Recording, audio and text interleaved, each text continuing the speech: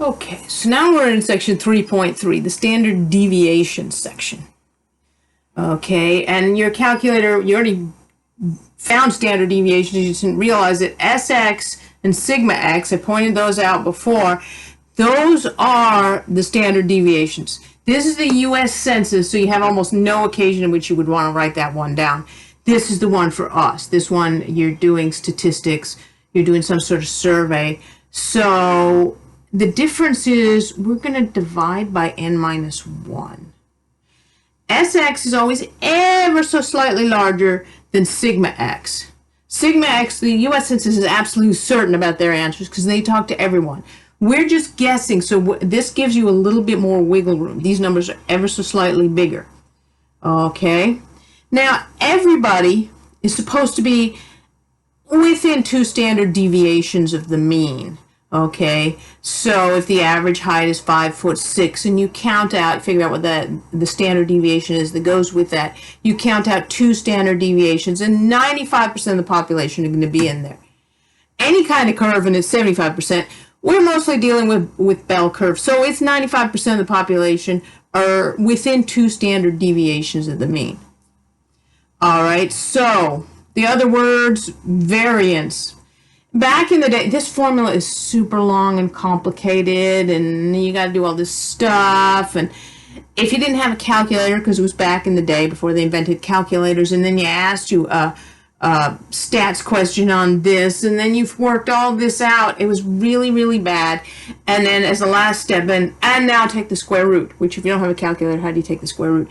So they used to just ask, why don't you just find the variance, and we'll leave it at that. The calculator doesn't even calculate the variance because no one cares. It's not a useful number. Nobody's so many variances within the mean. They're within standard deviations of the mean. Okay. So if it ever asks for variance, you take that Sx number off your calculator and square it. Usual, this is the 95%. 95% of the population are within 2 standard deviations of the mean. You take the mean, add 2 standard deviations, take the mean, subtract 2 standard deviations, and all those people are usual. Unusual counts as a real math word here. Unusual means you're not within 2 standard deviations of the mean. It's not a kind of vague, well, I kind of don't like that guy, I think he's a bit unusual. It's you're within 2 standard deviations of the mean or you're not. Coefficient of variation, that makes it easier to compare sets than that stuff we were doing when all we had was the mean. So anyway, here's some number lists. All right, same exact number lists from the previous section. And in fact, you already worked these out. You just didn't think to write it down. Okay, this was the big thing about the SUVs. And we found the mean was 6.2.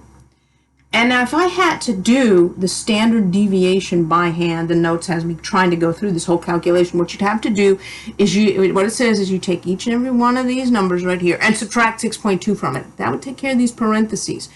And then when you're done, like 6 minus 6.2 is negative 0.2, 9 minus 6.2 is like 2.8. You get all of those, then you square each and every one of those. And then when you're done squaring all those, you add them all up. Okay, as I said in the notes, it kind of goes through it. And then when you get done with that, you divide by 12 because there's 13 numbers here and you divide by 1 less than that, so you divide by 12. And then when you get done with that, you take the square root of your whole answer. Okay, so the variance is what you get if you don't take the square root, 2.36.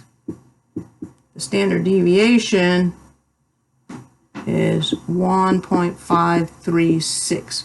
But you won't have done it by hand because nobody in their right mind would ever do standard deviations by hand. This is why you spent the money on the calculator, okay? Because you don't want to do this. Subtract that, then square it, then add it, then divide, then square root. You don't want to be figuring all that out. You've already figured this out. You knew this already. When you watched the previous video on getting the mean, it already told you what Sx was. So you were finished a long time ago. You don't need all that formula. And guaranteed by the end of the semester, you absolutely will not remember the formula for this. And then if somebody said, oh, by the way, what was the variance? Well, obviously you didn't calculate it since you just got this number straight off your calculator anyway.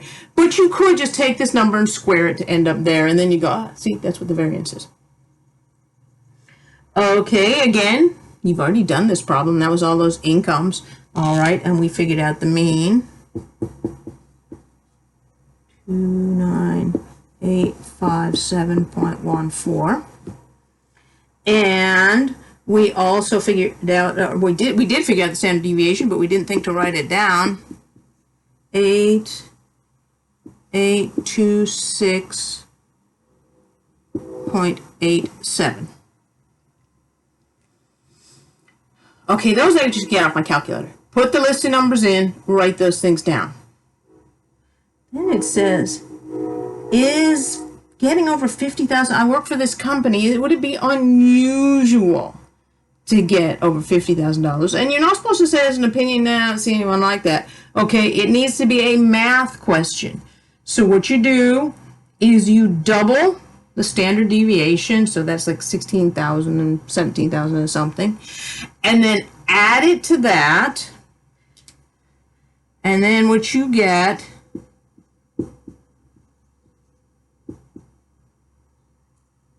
$4,751.88. Okay, everyone should basically be within 2 standard deviations of the mean, or they are not usual. So 50,000 would be unusual because this number says so. Not just because it sounds like it ought to be unusual, but because of that. In fact, this 48,000 is unusual as well. That's like the nephew of the boss or something. He's making way more than anybody else. Okay, something wrong there. It's unusual. He shouldn't be making that much. All right. Same thing here.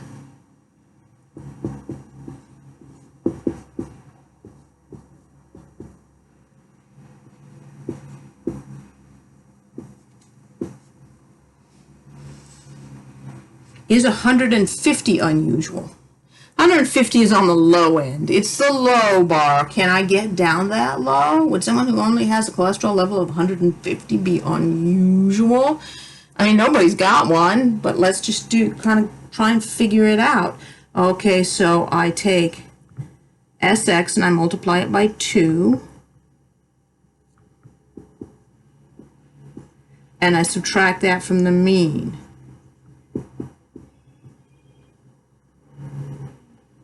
Okay, so I would start with multiplying the standard deviation by 2, and then I either add or subtract it from the mean, and I get 124.66. Okay, that's the low end of being usual on cholesterol. I don't have anyone in this company who comes anywhere near that. But yeah, even if I had someone in this company who their cholesterol score was 150, they're still within the usual range. Okay, so you can't just tell by looking. This would be, yeah, that's unusual. No, that's not unusual. And the other thing it said about the range, big minus little. Okay, so here I'd have to go like 275 minus 154. What is that? That's 121 is the range. It's just do big minus little. Okay, take the biggest and the littlest. So here I would go 9 minus 5 is 4. That's the range.